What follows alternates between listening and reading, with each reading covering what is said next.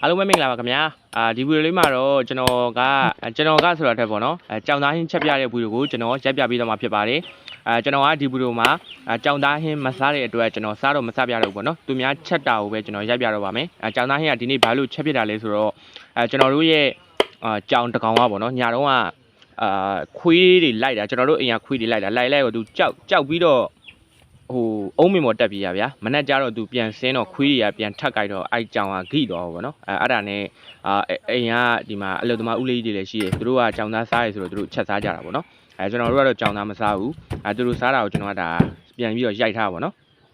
အရင်ဦးဆုံးတော့သူတို့ခုတ်ထစ်ပြီးတော့အခုငရုတ်သီးစီတက်ပြီးတော့ဒါသူတို့ခုတ်ထစ်ထားတဲ့ကြောင်သားတွေကိုဒါထည့်လိုက်တာဗောနော်ထည့်ပြီးတော့ချက်နေပါပြီကြည့်ရတာတော့ကျွန်တော်တို့ကမစားပြီမယ်ဘယ်လိုပြောမလဲမှုေးတယ်ဗျအနံ့တော်တော်မှုေးတယ်အရသာတော့ဘယ်လိုရှိလဲတော့မသိဘူးအခုဒီဗီဒီယိုကြည့်နေတဲ့အထဲမှာကြောင်သားဟင်းစားဘူးတဲ့သူတွေရှိလို့ရှိရင်လည်းအရသာလေးဘယ်လိုရှိလဲဆိုတာကိုလည်းပြောခဲ့ပြကြပါအောင်နော်ကျွန်တော်တို့ကတခါမှမစားဘူးတဲ့အတွက်စားလည်းမစားတဲ့အတွက်အရသာတော့ဘယ်လိုရှိလဲဆိုတာတော့ကျွန်တော်လည်းမပြောတတ်ပါဘူး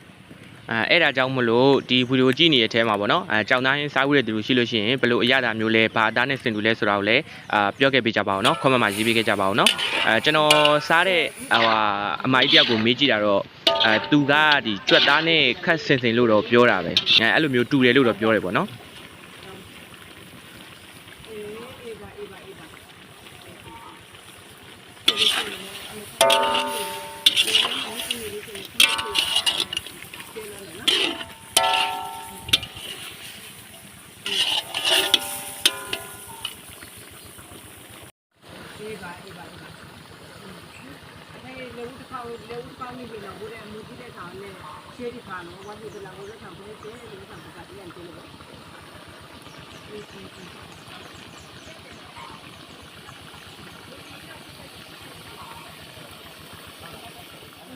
သူတို့ချက်တာကိုကျွန်တော်ဘေးနားကနေထိုင်ကြည့်နေတာတော့မှအနံ့လေးကတော်တော်မှုေးပြီးတော့တော်တော်လေးကိုမှစားကြရအနံ့လေးပေါ့နော်ဒါပေမဲ့ကျွန်တော်တို့ကဒီကြောင်သားတခါမှလည်းမစားဘူးစားလည်းမစားရတဲ့အတွက်